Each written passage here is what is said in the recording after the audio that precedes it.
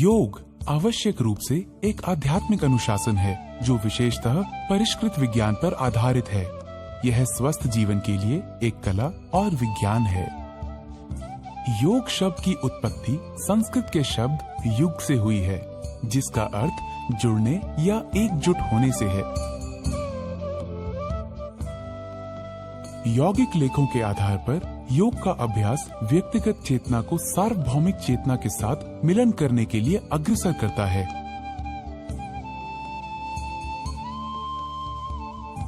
जिससे मन और शरीर तथा मनुष्य और प्रकृति के बीच एक बेहतर संतुलन बना रहे। योग के विज्ञान की उत्पत्ति हजारों वर्ष पूर्व धर्म व विश्वास की पहली व्यवस्थाओं के जन्म से भी पहले हुई थी। यौगिक लेखों के आधार पर शिव, जो कि पहले योगी या आदि योगी थे, उन्होंने अपने गहन ज्ञान को अपने 7 शिष्यों, प्रसिद्ध सप्तऋषियों या 7 मनीषियों के बीच प्रसारित किया था। योग को पूर्व वैदिक काल से ही अभ्यास में लिया जाता रहा है, लेकिन महर्षि पतंजलि, जिन्हें आधुनिक योग के पिता के रूप में माना जाता है, वही पहले व्यक्ति थे जिन्होंने उस समय के अभ्यासों को अपने योग सूत्रों के आधार पर सुव्यवस्थित और संहिताबद्ध किया। बाद में अनेक योग गुरुओं ने इस विद्या के संरक्षण और विकास के लिए अपना योगदान दिया और इस आश्चर्यजनक अभ्यास को फैलाया। योग के विभिन्न विद्यालय हैं, जिनमें ज्ञान योग, भक्ति योग, कर्म योग, पातंजला योग, हठ योग, कुंडलिनी योग, ध्यान योग, मंत्र योग, लय योग, जैन योग, बौद्ध योग आदि शामिल हैं। प्रत्येक विद्यालय की अपनी पद्धतियां और अभ्यास हैं जो योग के मुख्य लक्ष्य और उद्देश्यों की ओर मार्गदर्शन करती हैं। कुछ प्रमुख रूप से अभ्यास में लाई जाने वाली योग साधनाएं हैं यम, नियम, आसन, प्राणायाम, प्रत्याहार, धारण, ध्यान, समाधि, बंधा, मुद्रा, शतकर्मास, युक्तहारा, मंत्र जापा तथा युक्त कर्म। योग का अभ्यास करने वाले को योगाभ्यास करते समय यहाँ बताए जा रहे कुछ निर्देशक सिद्धांतों का पालन करना चाहिए। अभ्यास से पूर्व योगाभ्यास शांति और आनंद के वातावरण में शांत शरीर और मस्तिष्क के साथ करना चाहिए। यह खाली पेट या हल्के पेट करना चाहिए। यदि आपको कमजोरी का अनुभव होता है तो गुनगुने पानी में शहद मिलाकर पी लें। शरीर की गतिविधियों की सहजता के लिए हल्के और आरामदायक सूती कपड़ों को प्राथमिकता देनी चाहिए। कोई पुरानी बीमारी, दर्द या हृदय संबंधी समस्या होने पर योगाभ्यास करने से पहले किसी चिकित्सक या योग चिकित्सक से परामर्श अवश्य करें। अभ्यास के दौरान अभ्यास सत्र का प्रारंभ प्रार्थना या वंदना से किया जाना चाहिए, क्योंकि इससे मन की शांति के लिए एक सहायक वातावरण बनता है। योग अभ्यास धीरे धीरे तनाव मुक्त तरीके से शरीर और सांस की जागरूकता के साथ किए जाने चाहिए। सांस को तब तक न रोकें जब तक ऐसा करने के लिए ना कहा जाए। शरीर को कसा हुआ या झटके के साथ ना रखें। अभ्यासों को अपनी क्षमताओं के अनुसार करें। सत्र का अंत गहन मौन या शांति पाठ से करें। अभ्यास सत्र के 20-30 मिनटों के उपरांत ही भोजन या स्नान करना उचित होगा। योग की दुनिया में आपका स्वागत है। ज्ञान के इस अनोखे संसार में आपका स्वागत है। जैसा प्रासंगिक और लाभकारी यह हजारों वर्ष पूर्व था, वैसा ही आज भी है।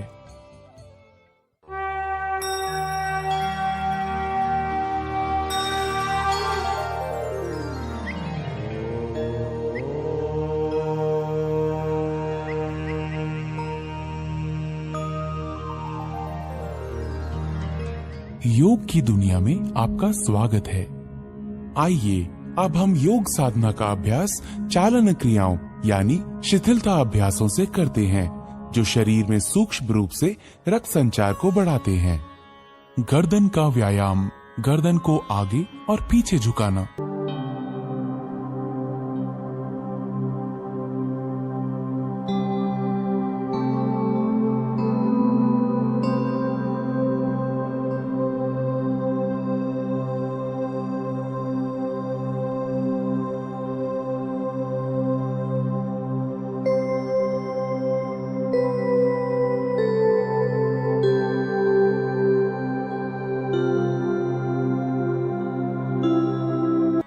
गर्दन को बाहिनी तथा दाहिनी ओर झुकाना।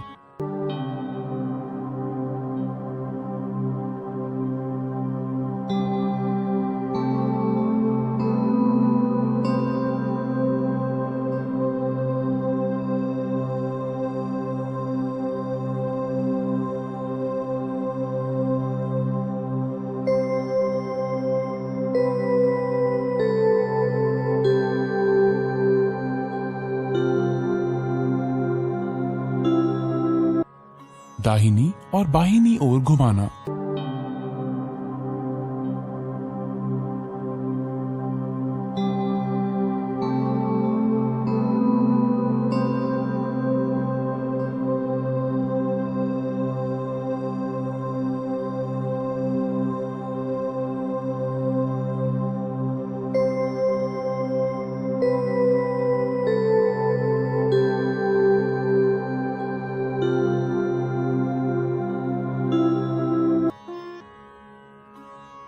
गर्दन को घुमाना।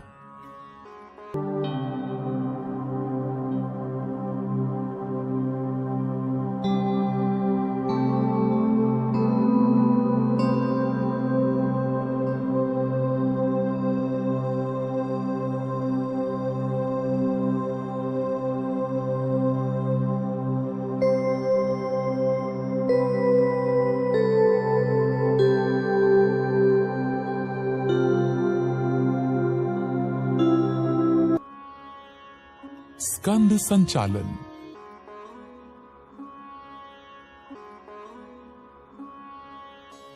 स्कंद चक्र। यह अभ्यास गर्दन की रीढ़ की हड्डी की अपकर्षक अर्थात सर्वाइकल स्पॉन्डिलाइटिस बीमारी को दूर करने में सहायक है।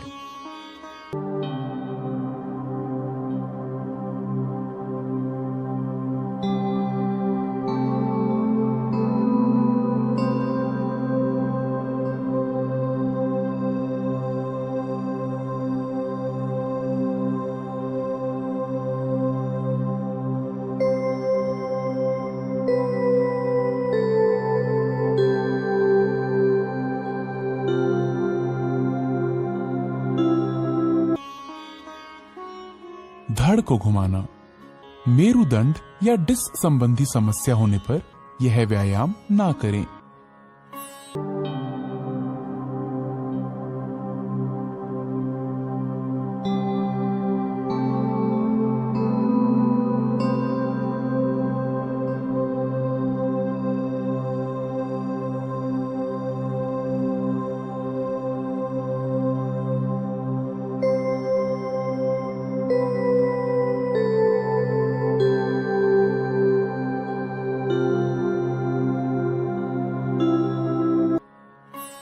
घुटनों को चलाना।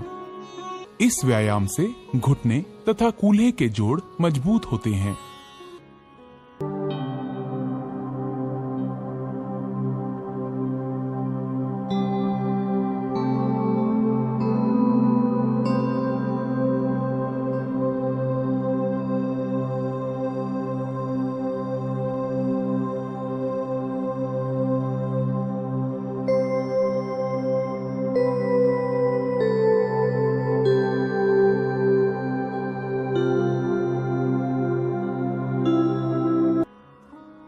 आइए अब योगासना की तरफ बढ़ें।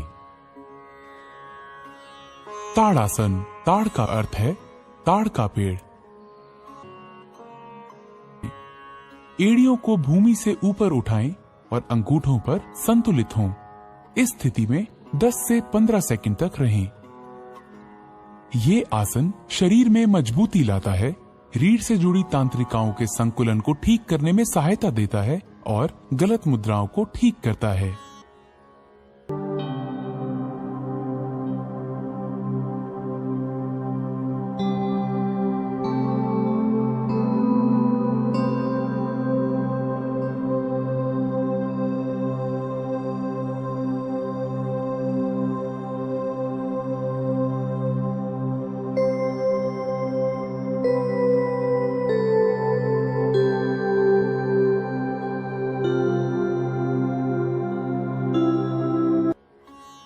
वृक्षासन।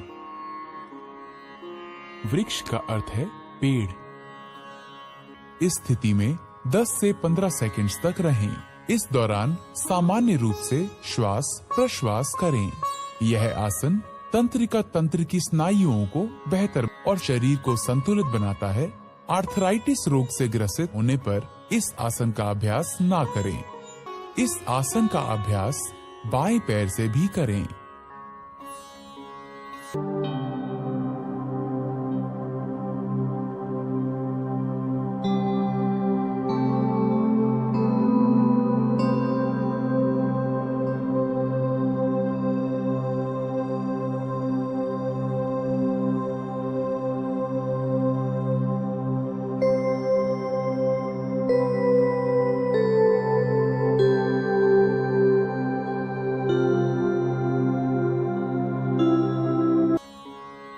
पादहस्तासना। पाद का अर्थ है पैर और हस्त का अर्थ है हाथ।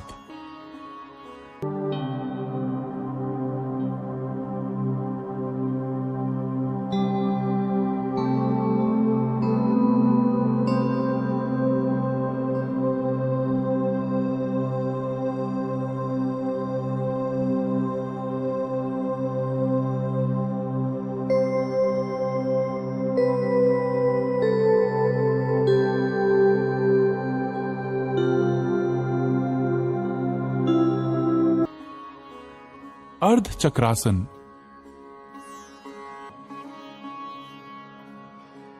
इस स्थिति में 10 से 30 सेकंड तक रहें।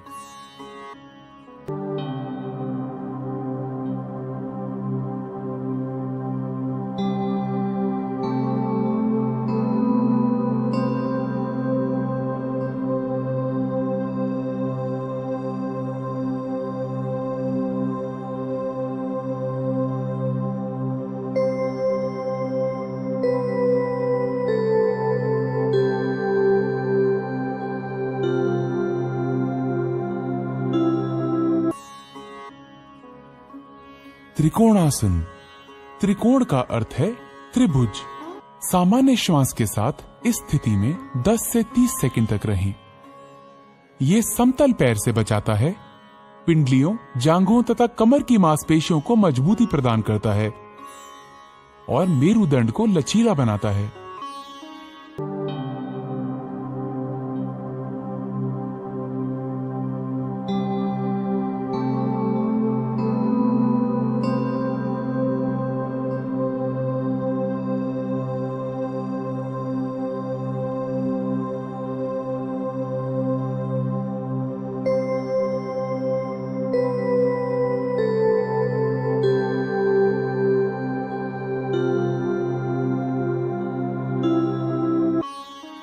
भद्रासन। अब अपने पैरों के तलवों को एक साथ रखें, सांस छोड़ें और अपने हाथों को अपने पैरों के अंगूठों पर कसें। अपनी एड़ियों को जितना संभव हो उतना मूलाधार के पास लाएं। ये अंतिम स्थिति है। इस स्थिति में कुछ देर तक रहें।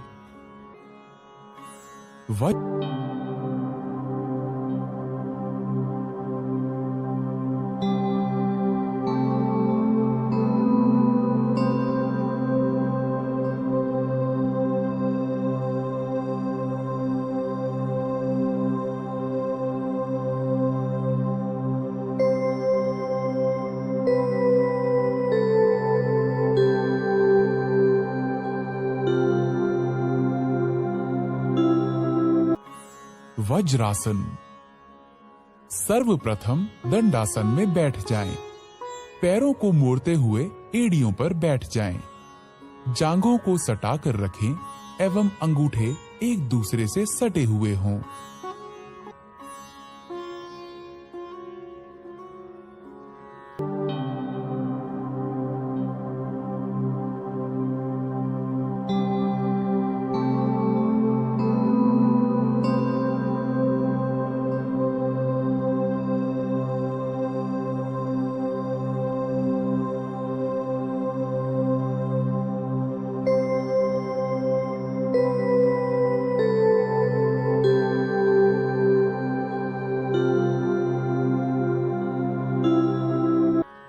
अर्ध उष्ट्रासन।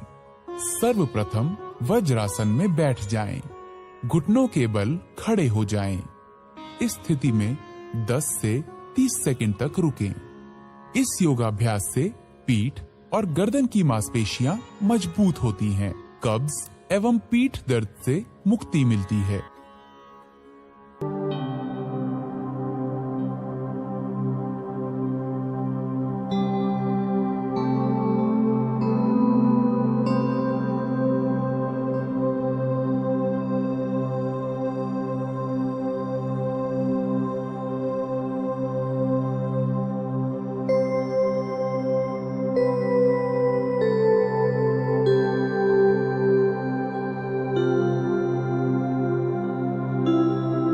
उष्ट्रासन। वज्रासन में बैठ जाएं। घुटनों के बल खड़े हो जाएं। श्वास खींचते हुए धीरे से पीछे की ओर झुकें। धीरे धीरे दाहिने हाथ से दाहिनी एड़ी और बाएं हाथ से बाईं एड़ी को पकड़ने का प्रयास करें।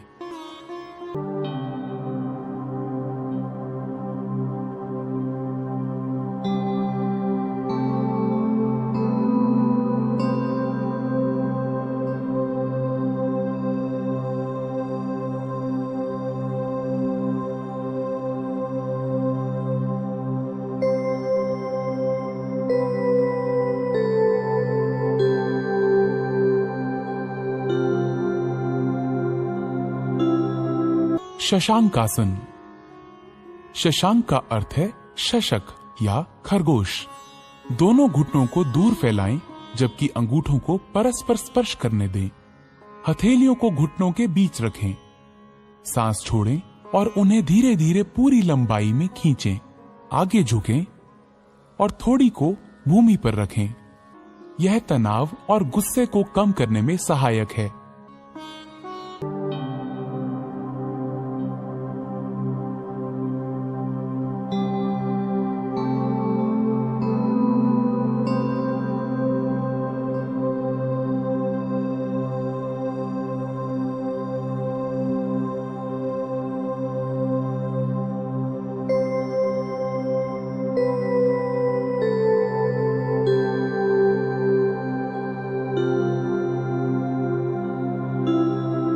उत्तान मंडूकासन।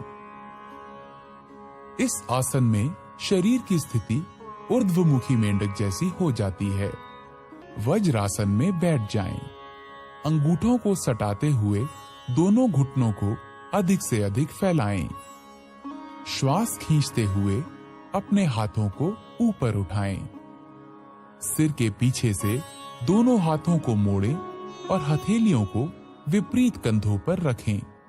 अपनी पीठ और गर्दन को सीधा रखें और थोड़ी देर इसी स्थिति में बने रहें। यह आसन पीठ दर्द और ग्रीवा दर्द की तकलीफ से छुटकारा दिलाने में सहायक है। यह आसन शरीर के मध्य पट के लिए लाभदायक है। यह फेफड़े की कार्य क्षमता में वृद्धि करता है। घुटनों व जोड़ों के दर्द से पीड़ित व्यक्तियों को इस आसन से परहेज करना चाहिए।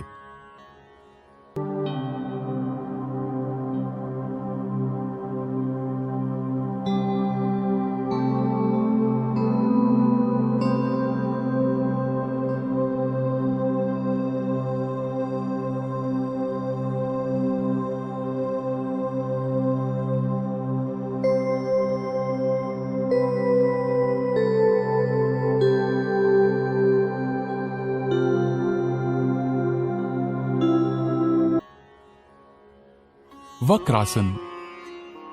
वक्र का अर्थ है टेढ़ा या मुड़ा हुआ।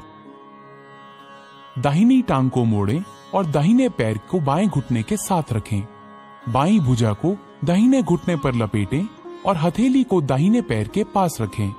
सांस छोड़ें। शरीर तथा गर्दन को दाहिनी तरफ मोड़ें। यह आसन मेरुदंड के लचीलेपन को बढ़ाता है। यह कब्ज तथा अपच दूर करने और मधुमेह के प्रबंधन में सहायक है। इसे दूसरी तरफ के लिए दोहराएं।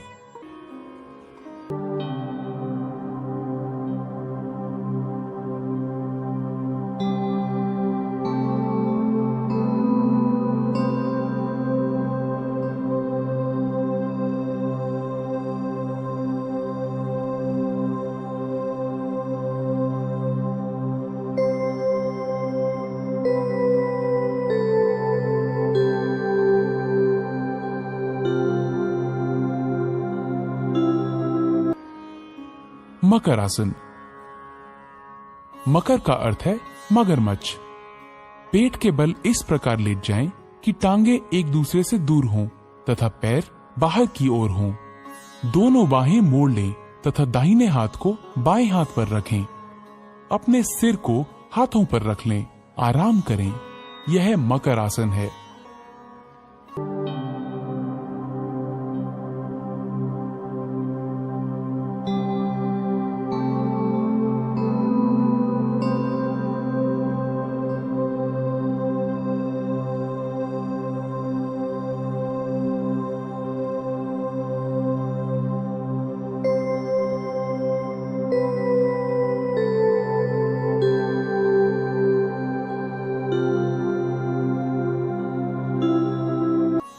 भुजंगासन। अब अधोमुखी मुद्राओं के लिए तैयार हों। भुजंग का अर्थ है सर्प या कोबरा। पेट के बल लेट जाएं। सिर को हाथों पर रखें। अब टांगों को आपस में जोड़ें और बाहों को खींचें। माथे को भूमि पर रखें। अब अपनी हथेलियों को छाती के पास रखें और कोहनियों को उठाएं। सांस भीतर लें और थोड़ी तथा नाभि के हिस्से तक छाती को ऊपर उठाएं। यह भुजंगासन है। यह आसन तनाव के प्रबंधन के लिए सर्वोत्तम है। यह पीठ दर्द तथा श्वास संबंधी समस्याओं से निपटने में सहायक है।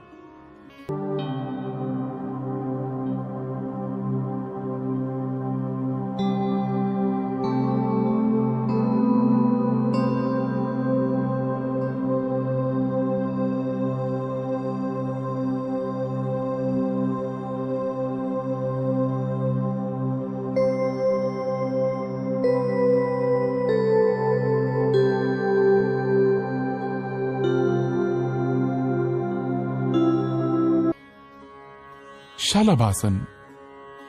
शलभ का अर्थ है पतंगा या टिड्डा। पेट के बल लेट जाएं। टांगे आपस में जोड़ लें। थोड़ी को भूमि पर रखें। दोनों हाथ शरीर के किनारे ऐसे रखें कि हथेलियां ऊपर की ओर हों। सांस भीतर लें। अपनी टांगों को भूमि से उतना ऊपर उठाएं जितना आप बिना घुटनों को मोड़े हुए उठा सकें। यह आसन साइटिका तथा पीठ के निचले हिस्से के दर्द में राहत देता है। यह कूल्हे की मांसपेशियों को आकार देता है। अब सांस छोड़ें। टांगों को नीचे भूमि की ओर ले आएं।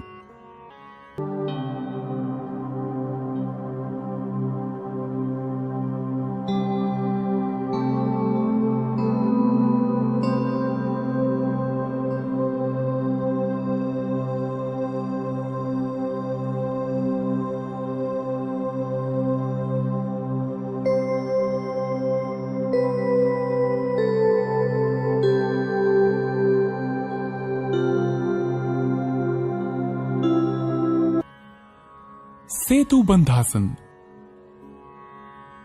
ऊर्ध्वमुखी या पीठ के बल लेटकर की जाने वाली मुद्राओं की ओर।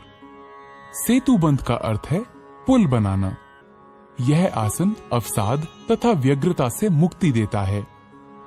ये पीठ के निचले हिस्से की मांसपेशियों को मजबूत बनाता है।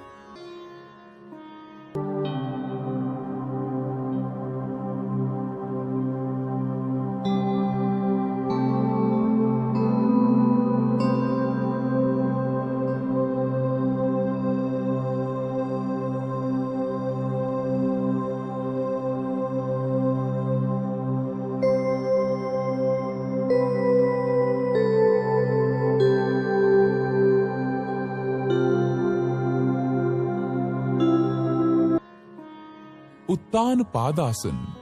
इस आसन में पीठ के बल लेटकर पैरों को ऊपर उठाया जाता है। इसी कारण इस आसन का नामकरण उत्तान पाद आसन हुआ है। यह आसन नाभि केंद्र अर्थात नाभि मणि चक्र में संतुलन स्थापित करता है।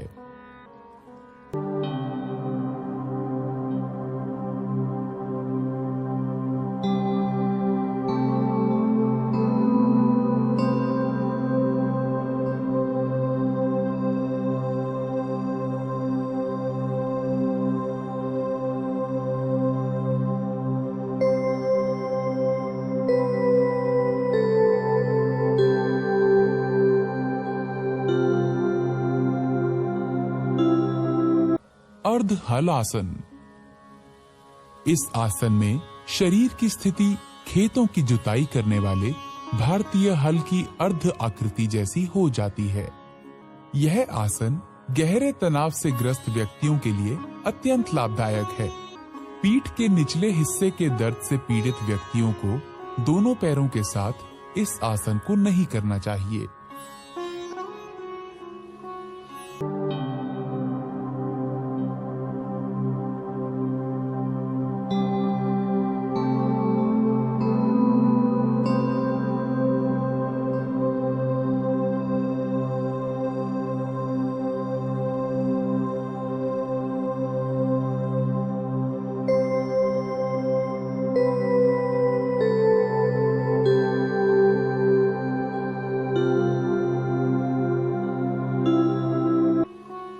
पवन मुक्त आसन। दोनों घुटने मोड़ें तथा जांघों को छाती के पास लाएं। उंगलियों को आपस में जकड़ लें और घुटनों के नीचे पिंडलियों को अच्छी तरह पकड़ लें। सिर तथा कंधे उठाएं और घुटनों को थोड़ी से छूने का प्रयास करें। यह पवन मुक्त आसन है। यह कब्ज दूर करता है, उदर वायु से मुक्ति दिलाता है और पीछे की मांसपेशियों तथा मेरु तंत्रिकाओं को ठीक करता है।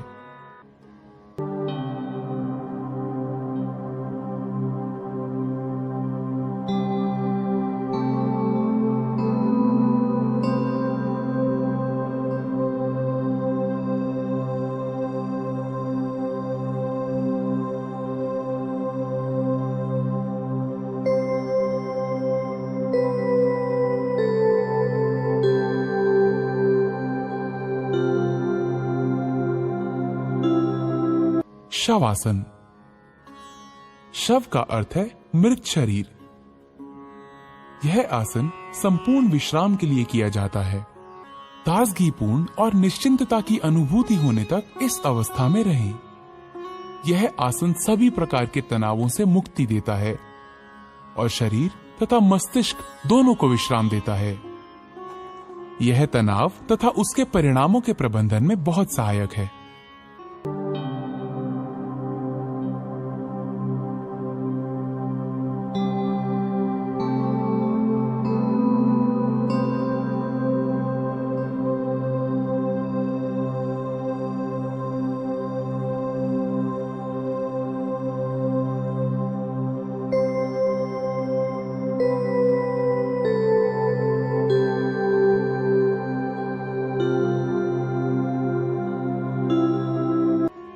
कपालभाति।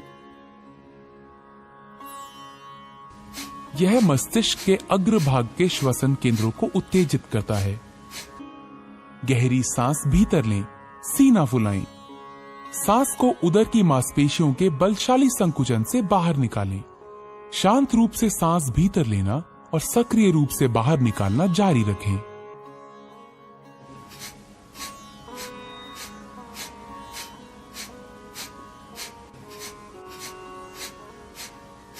इस प्रक्रिया को 30 बार करें। यह कपालभाति का एक चक्र है।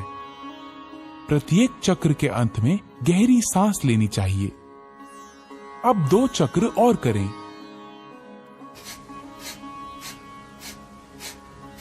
कपालभाति सामने की वायु नलिकाओं को स्वच्छ करता है। इससे कफ संबंधी समस्याओं के निदान में सहायता मिलती है।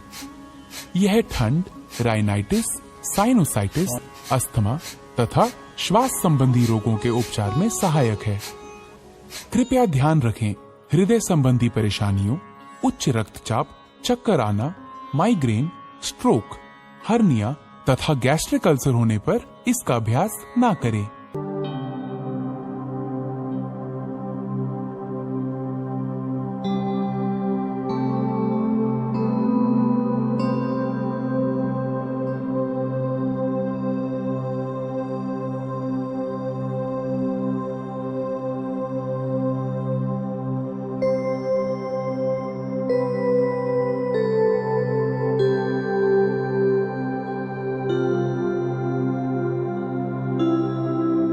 प्राणायाम, नाड़ी शोधन या अनुलोम विलोम प्राणायाम।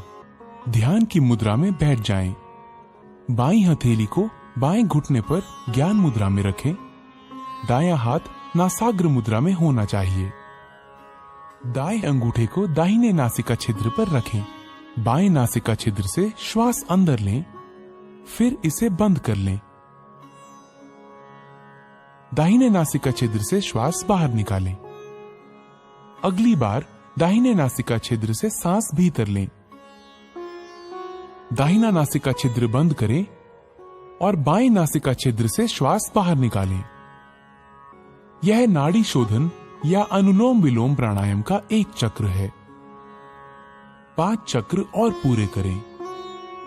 इस प्राणायाम का उद्देश्य ऊर्जा के सभी प्रमुख मार्गों को शुद्ध करना है। ये पूरे शरीर को पोषित करता है। ये चित्त को शांत करता है और एकाग्रता बढ़ाने में सहायता देता है। ये प्राण शक्ति बढ़ाता है और तनाव तथा व्यग्रता के स्तर को कम करता है। ये कफ संबंधी दोषों का भी निवारण करता है।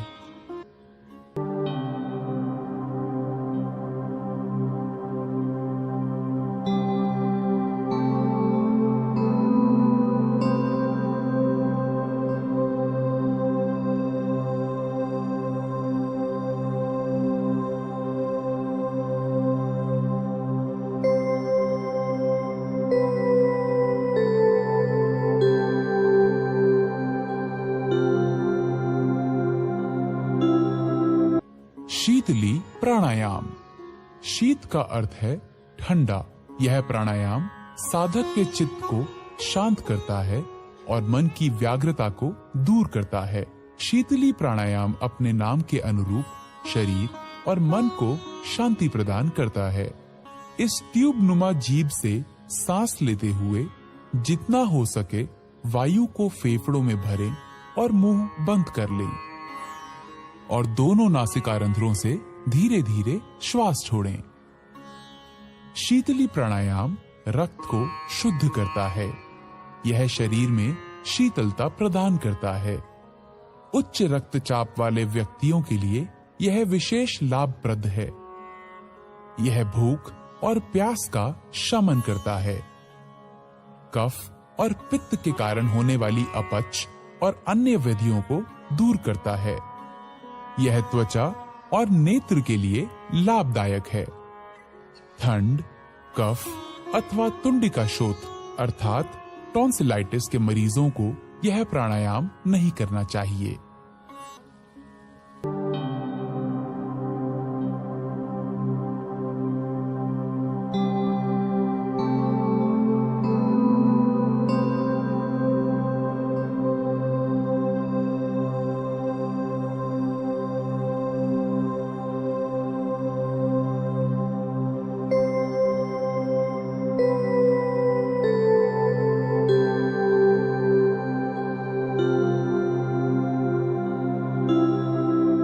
भ्रामरी प्राणायाम।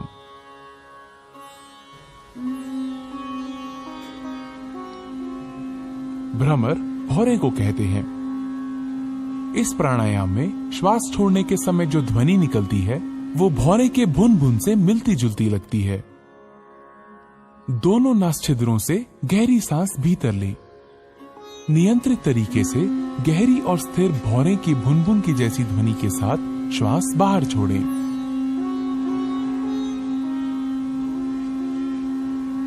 यह भ्रामरी प्राणायाम का एक चक्र है। 2 बार और दोहराएं। ये अनिद्रा की अच्छी दवा है। इसे तनाव संबंधी विकारों को दूर करने में बहुत कारगर पाया गया है। अब भ्रामरी को षण्मुखी मुद्रा में करें। अपने कानों को अंगूठों से बंद कर लें। अब तर्जनी को अपनी आंख पर, मध्यमा को नासापुटों पर तथा अनामिका और कनिष्ठिका उंगलियों को अपने होठों पर रखें। अपनी नाक खोलें और दोनों छिद्रों से श्वास भीतर लें। नियंत्रित गति से धीरे धीरे भौरे की भुनभुन सी आवाज करते हुए श्वास छोड़ें। यह एकाग्रता और ध्यान के प्रारंभ के लिए तैयारी करने का प्राणायाम है।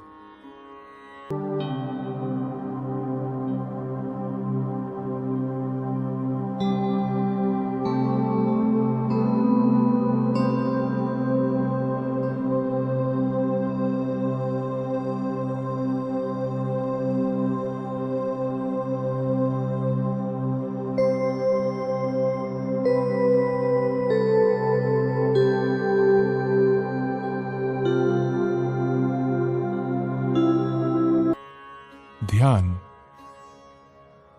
आइए अब ध्यान के लिए तैयार हों। ध्यान एक निरंतर चिंतन की प्रक्रिया है। ध्यान की किसी भी मुद्रा में बैठें। आपको एकाग्र होने की आवश्यकता नहीं है, वरन केवल अपनी दोनों भौहों के बीच हल्का ध्यान दें और अपनी सांसों के प्रति जागरूक हों। ध्यान मस्तिष्क को शांत और आनंदमय रखता है। ये एकाग्रता, स्मृति, विचारों की स्पष्टता तथा इच्छा शक्ति को बढ़ाता है। ये पूरे शरीर और मस्तिष्क को सही तरह से आराम देकर उसे पुनः चैतन्य कर देता है। ये सकारात्मक भाव जगाने में सहायक है। ध्यान हमें आत्मानुभूति की दिशा में आगे बढ़ाता है। ध्यान की स्थिति में बने रहें।